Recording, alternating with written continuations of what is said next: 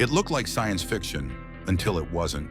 When a new laser system was tested on the X-44 Manta, no one in aviation circles thought the aircraft would ever matter again. It had been retired and forgotten, but somehow it ended up at the center of a live test that stunned the world. How did an old concept jet and a $1 million laser end up making headlines? And what does its sudden strike mean for the future of military air combat? Join us as we unpack the moment a laser wiped an aircraft out of the sky and why it's got the world's top militaries paying close attention. Footage dropped on the internet of a laser weapon from the X-44 taking down an aircraft in midair. The incident happened during a controlled demo, but once that video hit social media, it exploded. People couldn't wrap their heads around what they were seeing. The beam was barely visible, and when it locked onto the plane, it dropped in seconds. What got people was how clean the whole thing looked. There was no explosion or dramatic fireball, just a focused beam and then nothing. The plane simply wasn't there anymore. That's what made it so jaw-dropping. Traditional weapons make noise and create chaos, but this was silent, precise, and almost clinical. Defense enthusiasts and military analysts' reactions came in immediately. Some were stunned, struggling to believe a laser system could deliver that kind of impact so cleanly and so quickly. Others expressed excitement, calling it a game changer that could signal a new era in modern warfare. A few skeptics suggested the footage might be manipulated or at least part of a highly orchestrated PR stunt. Regardless of their views, everyone agreed on one thing. This was a significant milestone. So this all went down at a military testing site out in the Nevada desert. One of those classified locations nobody's supposed to know about. From what people on the inside were saying, they'd been planning this test for months. They knew they had something powerful, but nobody expected it to work that well. The plane they used wasn't some old junker either. It was supposedly built to handle all kinds of interference, electronic jamming, heat-seeking missiles, the works, but it did not matter. The second that the beam hit, it was over.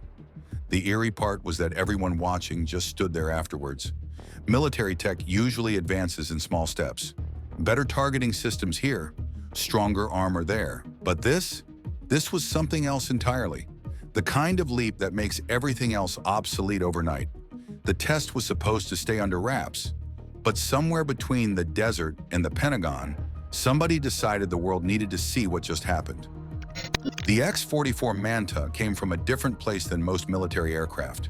The engineers were not concerned with building the next F-35 or updating some existing design. Lockheed Martin, NASA, and the Air Force got together and threw out the rulebook. This is because they had no vertical tail fins, for starters. Most planes need those for stability, but the Manta's designers figured they could make it work without them. They just thought the design would give them less drag and a better stealth profile, so it forced them to rethink how the whole control system worked. The jet looked weird too. Not quite a triangle, not quite a diamond, but somewhere in between. If a regular fighter jet is a knife, the X-44 was more like a throwing star. Every angle, every surface was there for a reason, even if that reason was just to see if this works. NASA brought their aerodynamics expertise, the Air Force knew what combat pilots needed, and Lockheed's Skunk Works division, they are the ones that built the SR-71 Blackbird, handled the actual engineering. It was experimental aircraft development at its purest, with no committees arguing about unit costs or maintenance schedules. Just engineers asking what if, and finding out. That's probably why it ended up in that weapons test. When the military has a platform that's already breaking rules, it might as well use it to test the weapons that break rules too. The X-44 never made it to active service, but that was not the point. Nobody expected the jet to make headlines again. It had done its job and should have been retired to a classified hangar. Instead, it became the star of the most viral military footage in years. The laser system behind this dramatic display of power wasn't just another prototype. It cost about $1 million, and it is a marvel of concentrated beams of energy. It is built to target and destroy with pinpoint accuracy. Instead of explosive warheads or physical projectiles, it relies on photons moving at the speed of light. With a range stretching several kilometers, and the ability to track and neutralize moving targets mid-air. This laser system isn't just precise, it's surgical. In previous trials, it was used to disable drones and lightly armored vehicles, but always under controlled conditions. What set this event apart was its transition from theory to live execution on a high-value, high-speed aircraft. The beam didn't miss and didn't allow a countermeasure. It simply locked on and ended the flight. To make this weapon combat-ready, engineers spent years integrating it into a mobile, compact platform that could withstand real-world stress. Power systems, cooling units, targeting software, and tracking sensors were built into a modular unit capable of being mounted on vehicles, aircraft, or even ships.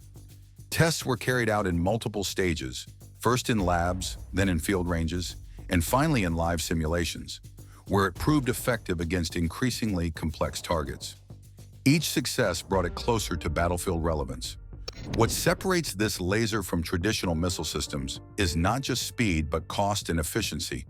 Missiles are expensive, single-use, and easy to detect once launched.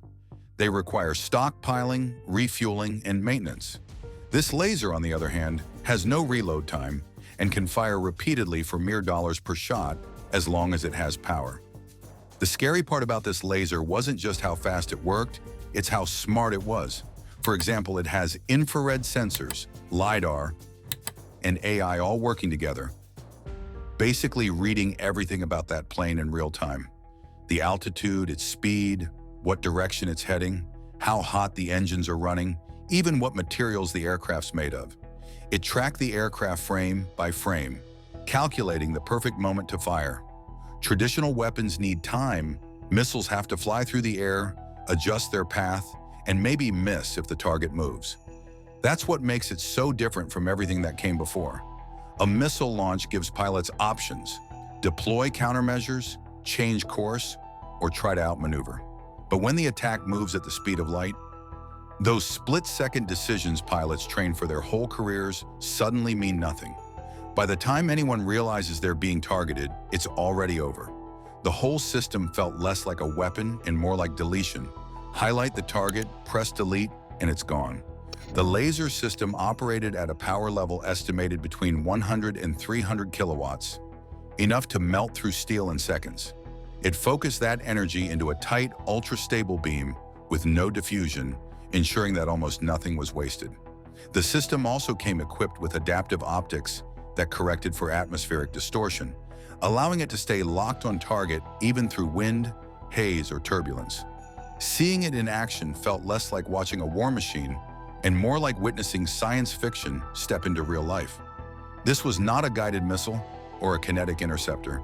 This was a glimpse of warfare built on physics, data, and light. The success of this laser strike did more than destroy an aircraft. It changed the balance of global military power. For decades, nations have raced to dominate aviation with faster jets, smarter missiles, and stealthier drones. But the introduction of a reliable, high-powered laser disrupts that race entirely. Now it's no longer just about speed or firepower. It's about who can harness light as a weapon. This development puts the United States in a position no other country currently occupies, a place where defense meets precision at the speed of physics. Other countries are paying attention, and they are not happy about it. China's been dumping money into anti-satellite weapons and hypersonic missiles for years now.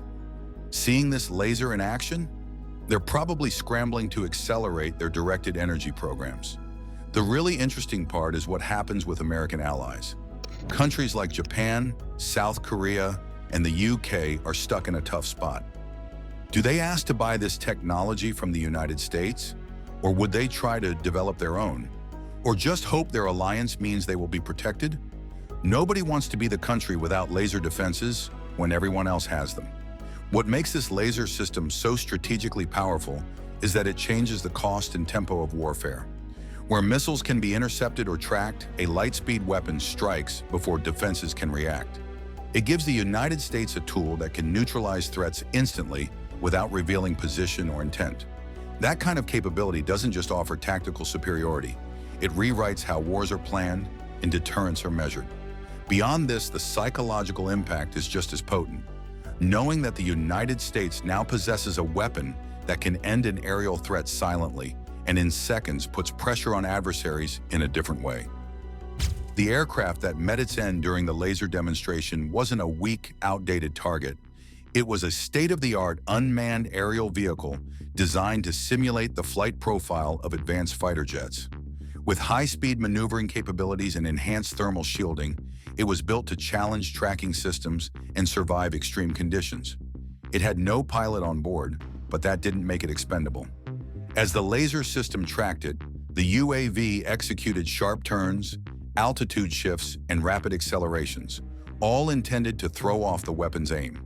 These weren't predictable patterns, but randomized evasive paths designed by software that had been refined over hundreds of tests.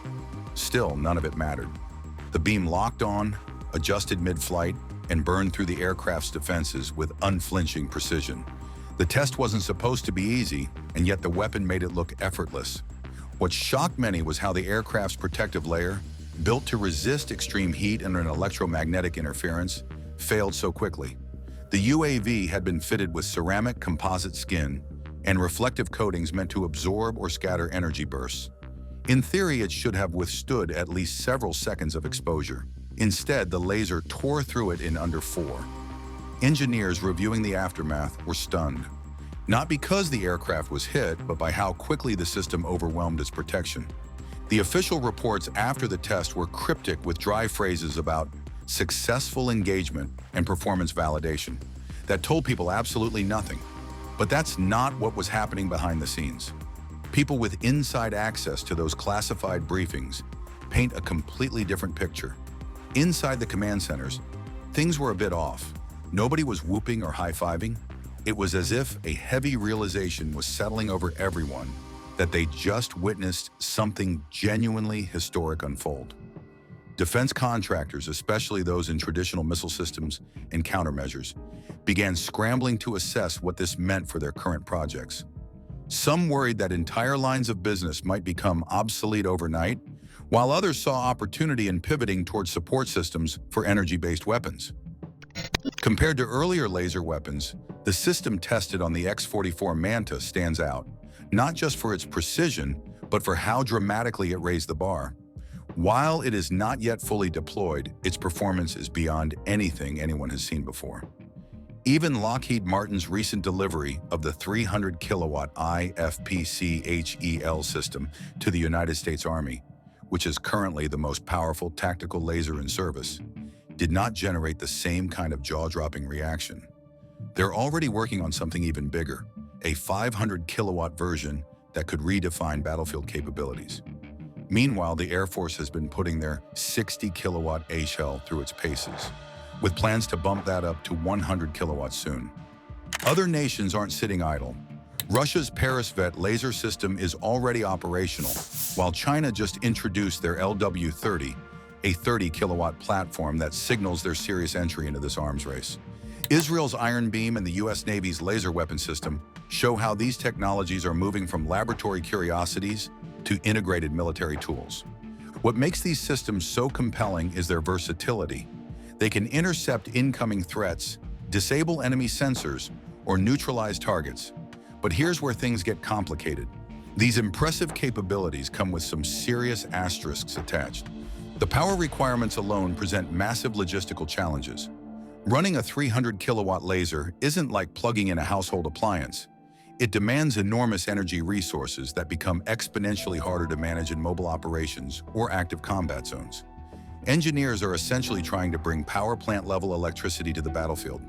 Then there's Mother Nature, who doesn't care about military innovation. Fog rolls in, rain starts falling, or dust kicks up, and suddenly these cutting-edge weapons become significantly less effective.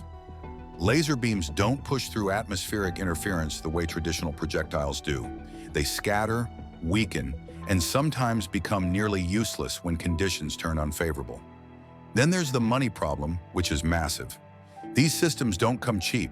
The development costs could fund entire conventional weapons programs. The price tag for deploying and maintaining laser weapons means only the wealthiest militaries will have access, creating an even bigger gap between major powers and smaller nations. But the real headaches go beyond technical specs and budget spreadsheets.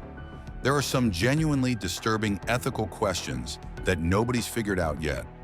Laser weapons can cause permanent blindness, and that opens up a whole can of worms about what's acceptable in warfare.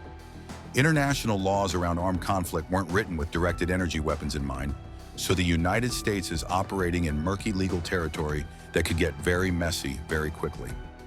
Here is what's interesting, though. This isn't happening in a vacuum. As laser technology advances, so do the ways to defeat it. Engineers are already working on reflective coatings that could reflect laser energy, smoke screens that disrupt targeting, and mobility tactics designed to make laser engagement nearly impossible.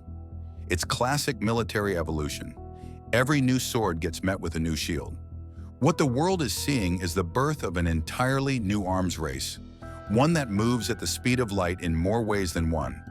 Countries are scrambling to develop both better offensive laser capabilities and more effective ways to neutralize them. It's like watching chess players who keep adding new pieces to the board. The bigger picture here is that military strategists worldwide are having to rethink how warfare works completely. When weapons can engage targets instantly across significant distances with surgical precision, traditional concepts of defense and deterrence start looking outdated. Militaries might shift toward more preemptive strategies, knowing that waiting to respond could mean getting hit by something they can't dodge or intercept. The top contender is the United States with its ANS-EQ-3 laser weapon system, which probably surprises nobody. Their ANS-EQ-3 system represents the current gold standard in operational laser weapons, with the Navy already deploying versions on ships. Russia's Peresvet system is already operational, according to Moscow. They've been characteristically secretive about its exact capabilities, but reports suggest it's designed primarily for anti-satellite and missile defense roles. Putin's government has made laser weapons a priority, viewing them as a way to maintain strategic parity with Western forces.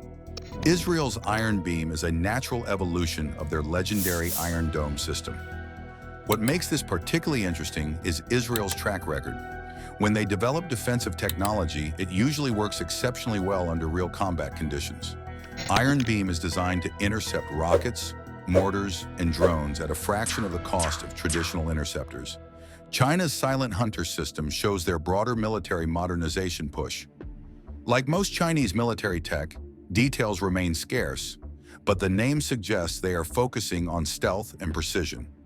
Given China's manufacturing capabilities and resource commitment to military technology, they're probably further along than most people realize. Germany's approach has been typically methodical and engineering-focused. Their HELWS program emphasizes reliability and integration with existing defense systems. German precision engineering applied to laser weapons could produce some of the most dependable systems in the world. India's Kali system takes a different approach, using electron acceleration technology. It's part of India's broader push to become militarily self-sufficient and technologically competitive with regional rivals like China and Pakistan. Turkey's Alka system represents its growing defense industry ambitions.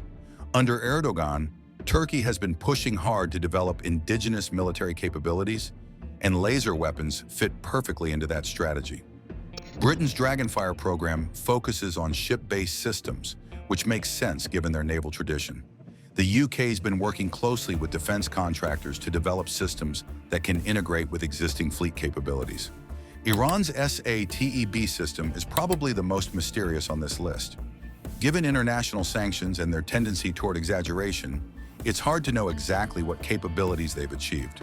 But they're working on something. France announced their laser weapon program alongside the creation of their Space Command back in 2018. Defense Minister Florence Parly laid out an ambitious timeline, with some weapons ready by 2025 and the whole program completed by 2030. What's particularly interesting about France's approach is its focus on space-based threats. They're developing lasers that could disable satellites from 400 to 600 kilometers away. Not necessarily destroying them, but taking out solar panels, cameras, and communication systems. The race is heating up and the stakes couldn't be higher. Thanks for watching. While you are still here, click on the link on your screen to check out another of our videos. See you there.